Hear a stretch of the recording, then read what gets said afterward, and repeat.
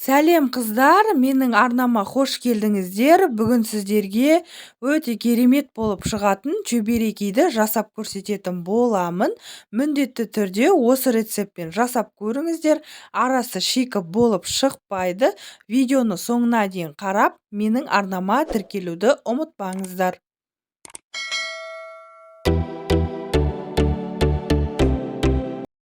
Ендеше осы чөберекейді жасау үшін қамырын дайындап алуымыз қажет. Ол үшін бізге ұн, су, сұйық май қажет болады.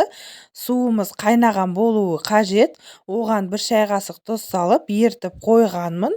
Суымызды құйып, үстінен 3 ас қасықтай сұйық майымызды салып, жұмсақ қамыр илейтін боламыз.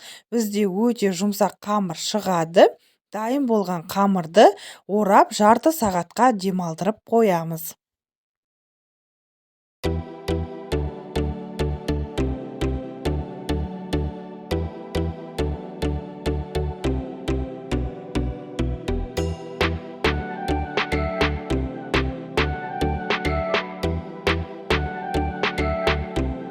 Енді осы аралықта біз салмасын дайындап алуымыз қажет.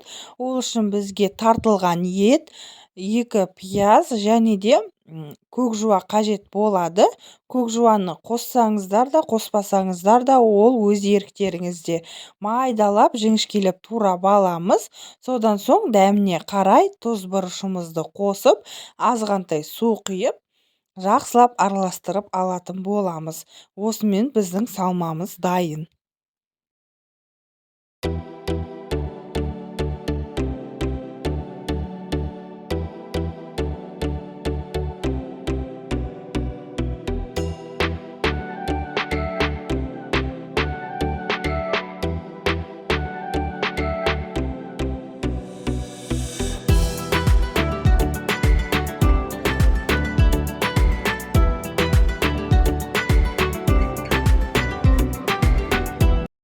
Жарты сағаттан кейін тынған қамырымызды алып, осылай екіге бөліп аламыз.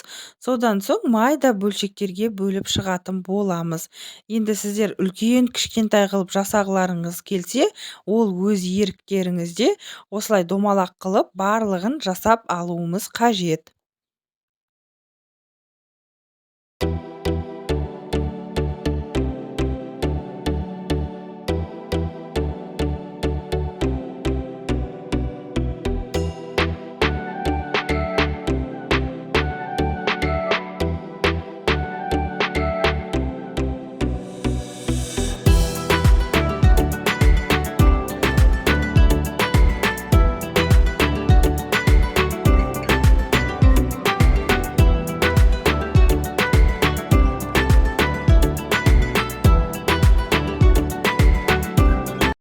Мінекей, енді барлық қамырымызды осылай жұқа қылып жайып алып, бірден барлығын жайып алып жасасаңыздар да болады.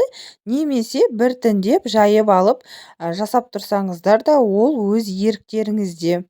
Мінекей, салмасын салып, жұқа қылып жайып шығуымыз қажет.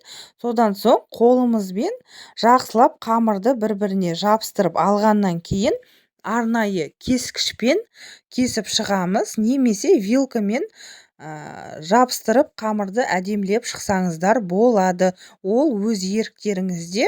Мінекей, дәл видеода көрсетілгендей қылып жасаңыздар, аралары ашылып кетпес үшін қамырды бір-біріне жақсылап жабыстыруымыз қажет.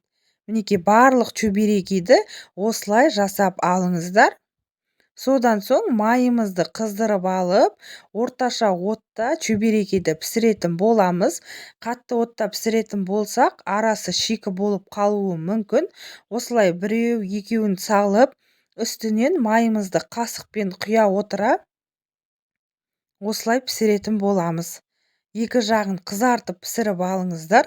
Мінекей, міне видеода көріп тұрсыздар, қасықпен бетіне майды құйып отырмын. Екінші жағына сіздер де дәл солай жасаңыздар. Дәл осылай жасайтын болсаңыз, яғни ішіндегі, біздің чөберекейдің ішіндегі салмасы, пияз бен фаршымыз толықтай пісіп шығатын болады. Ең бастысы орташа отта, және де осылай бетіне қасықпен майымызды құя отыра екі жағынан қызартып қуырып алатын болсаңыздар, іші шикі емес, әдемі сочный чебуректерді пісіріп алатын боласыз.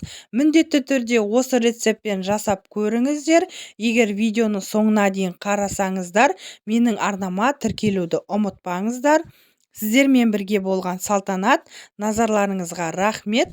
Астарыңыз дәмді болсын. Сау болыңыздар.